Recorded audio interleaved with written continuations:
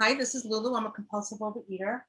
And today we're going to talk about another example of an amends. We have several amends examples in our on the 12 Step It Up blog spot under step 9, different attitude adjustment amends, graveside amends, amends to um, different family members for different, like very specific, like this is what happened and let me tell the story and how the amends went. And so if you're really kind of thinking about the amends process, especially if it's scary, I suggest that you listen to some of those and just to see how the process unravels and how it is gentle and it is effective. And it's an important phase of our development. Um, so I had a financial amends to make, and the story is on the blog spot under step 9. It was a financial amends, um, and it was a pretty quick and easy one to clean up. And some people have ones that are not so quick and easy to clean up, and some of them are big and unsurmountable, and just it just doesn't seem feasible to take care of that business and make that amends. So, you might just say, like, how am I going to do that? Like, how am I going to feed my kids and pay this, make this financial amends? Like, how does that look? So I have invited somebody who was willing to share her experience on making what seemed like an unsurmountable financial amends. And I won't spoil the ending, so I won't say how it ends. But I'm so grateful that she's willing to share her experience with this and just, you know, putting your business out on a recording to help others. What we always were one of those promises where it says, we don't regret the past, nor wish to shut the door on it. This is a perfect example of that. You don't shut the door on that and pretend it never happened. Your story, I believe that anybody that feels like there's an unsurmountable amends to make, whether it's financial or not, any kind of amends, like I can never say that to that person. It is always possible, depending on the recovery that you want and the more things that you want to materialize for you. So I thank you very much, Kellylee, for offering to come and join us and do a special, we won't call it a special edition, a special, a special appearance here. Oh, it's not even appearance. We can't see you, but that's okay. We'll call it that anyway. And I'm going to Yes. turn it over to you. And if you don't mind, if I have as we go on, I might have some questions and Yeah, no to kind of guide problem. the. Okay, great. And if anybody else has any questions, you can type in the chat section. Can you see the chat section? Yeah. Okay, so we can type them in there instead of interrupt you. Okay. Yeah, so it's funny because you said that you don't want to spoil the ending, but like I don't even know how it's gonna end, you know? And that's what's so interesting because this is a amends. And it was funny because as you're talking, I was like, oh right, that's the amends we're gonna be talking about because I feel like I'm making a bunch of amends lately. Um, but this is an amends about taxes. And and it's an amends that has been taking place over a number of steps that I've been doing and step work in different programs because like I just did not want to do my taxes. And so when I came into program as a whole in 2016, I was I was still well, I mean, I had this I had this thought, this thinking about taxes, you know, and paying my taxes. It's not that I didn't love the services that I was getting, you know, and it's not that I thought that people shouldn't pay their taxes. It's just the story that I was telling myself was that I can't pay these. Like this is just too big. And I remember that we here in Canada we have this it's called the CRA. It's not the IRS, and that's the Canada Revenue Agency. And they were on my list. And I was so angry at them for, being so hard on me. And how dare they keep sending me these letters I don't want to open. And how dare they just keep at me, how dare they keep calling me, and how dare they want their money first. And and gosh, these yearly deadlines. It was a surprise every year that they wanted my taxes again this year. Can you imagine? Same thing as last year. Like when I look back on the way that I was seeing, you know, what just was reality, like I chose to live here in this country. I choose to earn money, but it didn't make sense to me that I would have to pay and have to have this thing done in time and have to submit to this deadline that everybody else had to submit to. And I was so scared because I wasn't putting money aside, and um I wasn't paying them first because, just as Lulu said in the introduction, like I had these kids to take care of. I was a single mom, and I was like, well, I'm not gonna pay them before my kids eat, you know. And so we did went through my amends in other programs, and I would or we went through my steps in other programs and my amends, and I would just have that on the. I don't even really think I had them on my first list. No, I don't think I did. But I definitely had them on the amends that I did on the step list that I did in OA. And I did my other amends, but that was one where it was just it didn't even look like an amends to do. Like it didn't look like. I was just like, well, I got to get my taxes done, and I had years to do, years, like just years. And one of them took place last year, and this was that I had to prove to them some information. And in order to do that, I had to go to people and get them to sign affidavits and do this and do that. And it just seemed so insurmountable.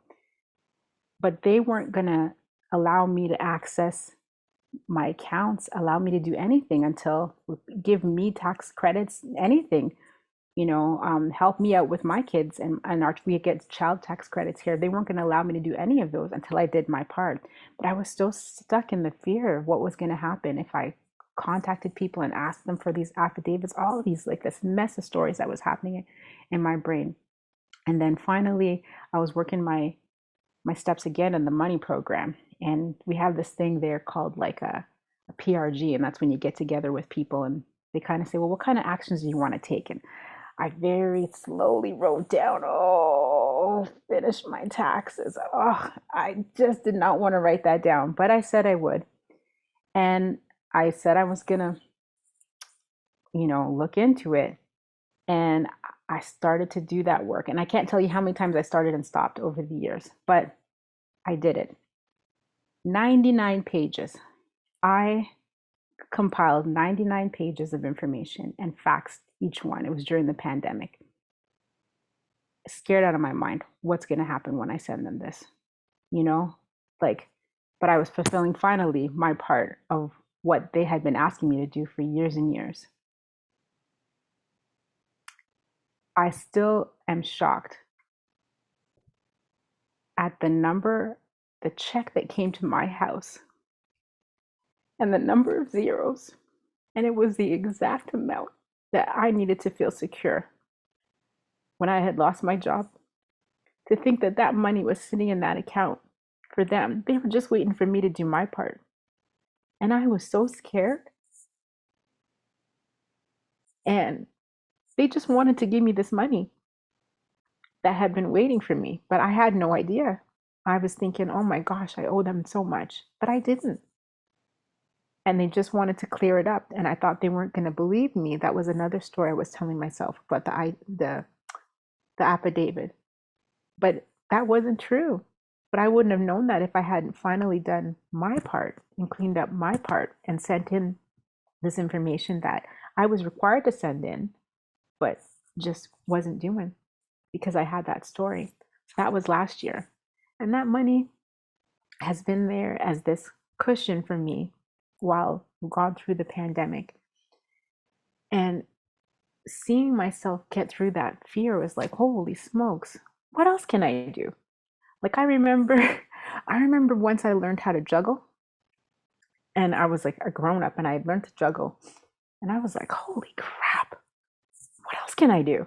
You know what I mean? Like I can do anything. And so the next part was like, well, let me just get this done. Not because I thought that money was coming out of it, but just because I know, like, I just so tired of like owing them my tax returns, and not wanting to hear them on my phone, like, and not wanting to get another letter from them. I just got to get this done. I just need to clean this up. That's how I felt. Like, I just need that weight off of me. And I had, so that first packet of information I told you guys about, that was from 2009 to 2013. That's how behind I was. They just needed information. And as I said, 99 pages of information is what they needed.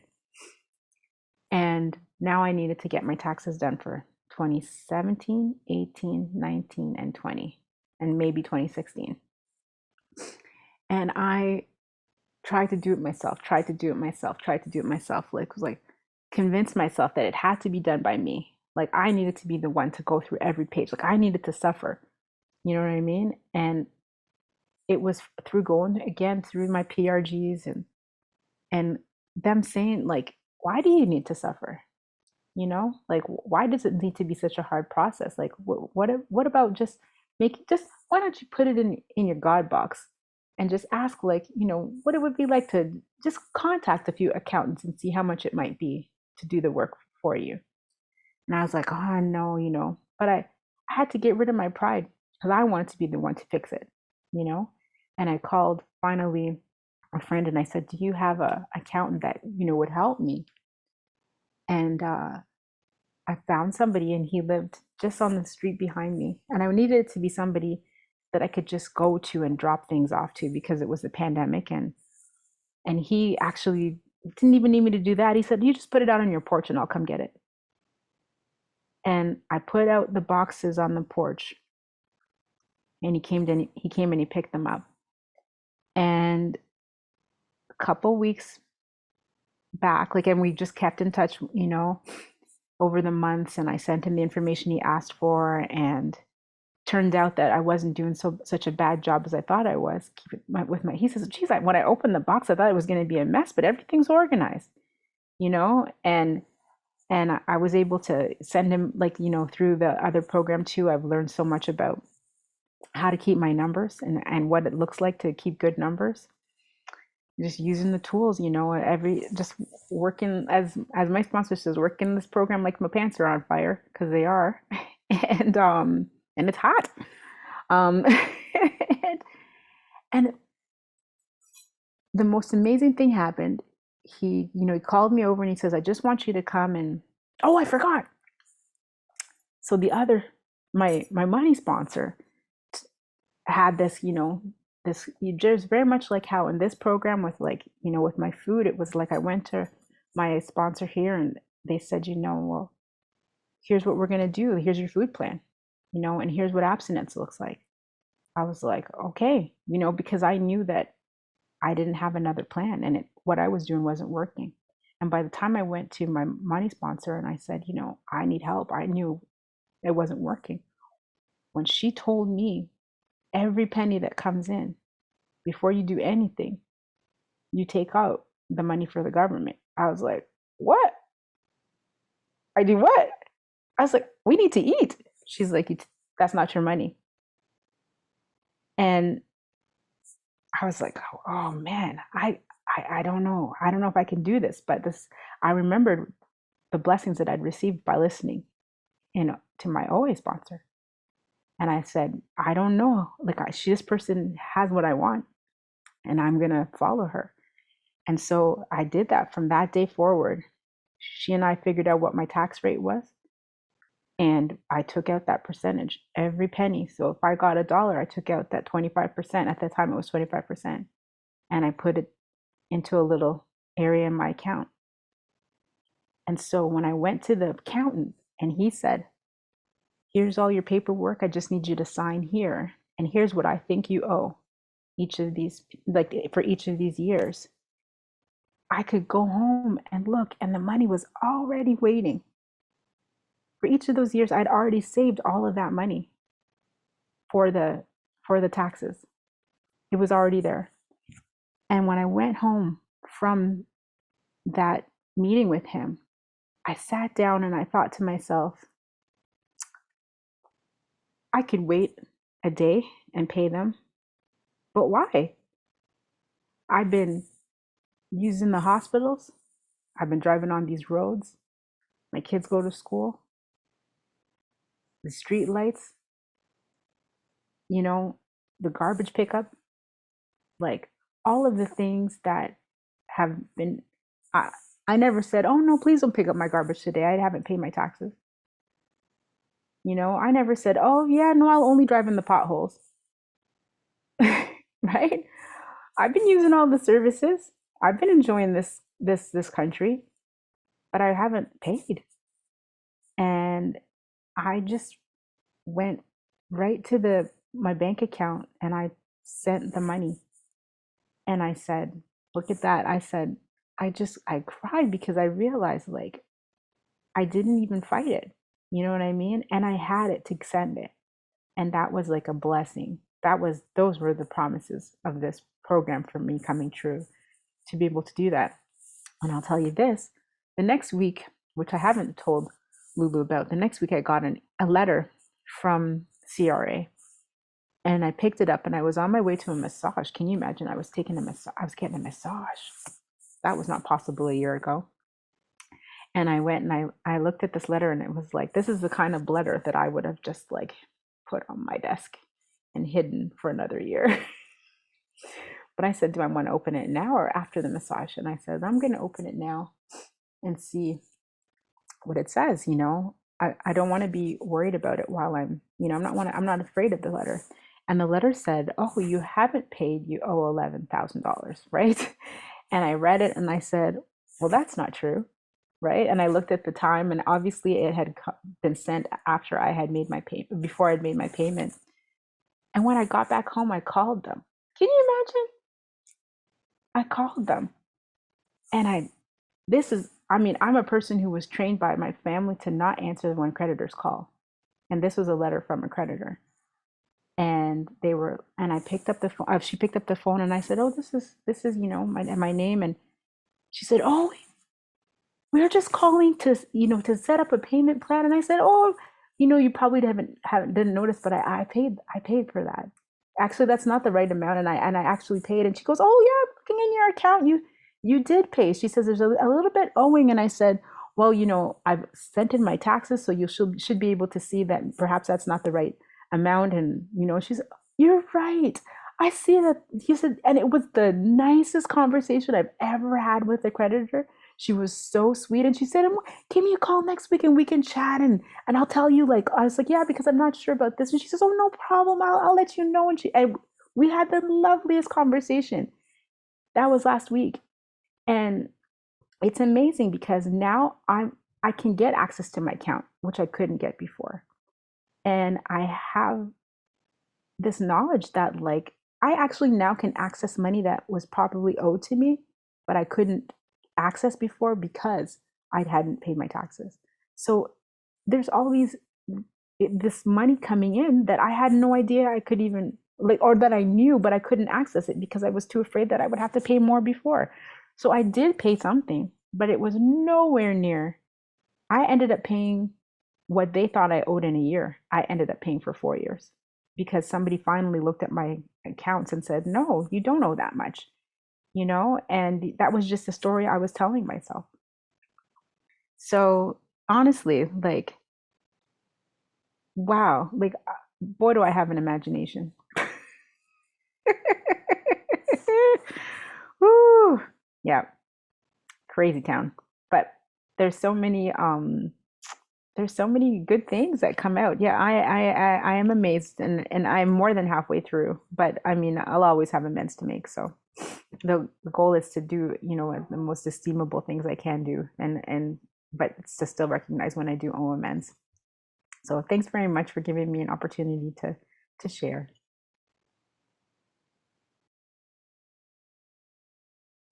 Thank you so much, Kellylee. That's just amazing. Just I can see not just the insurmountable um, amount of money that you had, the story you were telling yourself in your head, but all that paperwork. Just the thought of that, just listening to you, that sounded daunting enough. Like even if Boxes and boxes. Oh, like when you were like, oh, and he came to the porch and picked up boxes. I was like, boxes? I thought it would be like an envelope. It's like No, because it was a boxes. business too, right? It was Right. so business taxes and years of it. So yeah, Yeah, yeah. And then you just did it. It was and insurmountable. You did it anyway. You and did there's it more. anyway. It could be that they come to me and say, you know what, actually, you do owe more. And but the nice thing about it is like I've learned this strength that I never had before. You know what I mean? Like I liken it to my OA journey where, you know, in the beginning, when somebody says to you, you're gonna weigh and measure your food, you're like, how is that possible? You know, like how is that possible? How and then I know there's that thought of like, oh my goodness, like am I gonna need to get rid of all of the sugar and all of the candy and all of the chips and whatever. I'm gonna need to get rid of all of that because how am I gonna be in a house with that? You know what I mean? Like that you kind of maybe have that kind of mindset in the beginning. And I can tell you, I got a poop load of money in my account, and I'm not in there trying to spend it every day. You know what I mean? Like to be able to see, I'm not rich, but to be able to see like more than I need for the month in my account and not like I went to IKEA today and I left without spending anything. You know, who does that? I can go to Costco and walk out with what I said I was going to buy, you know? And like that to me is similar to being able to eat what's on my plate and just like and I never had that before. And so to know that that is possible in other areas of my life because you know we talk about um the addictive agents, you know, there's it's not just like if you're like me, it's not just food that's got you, you know. And so to be able to figure out what abstinence looks like in each area that's sticky and find it and be able to have like I'm not saying I want somebody to put me in like a cloud of candy floss and see how I do.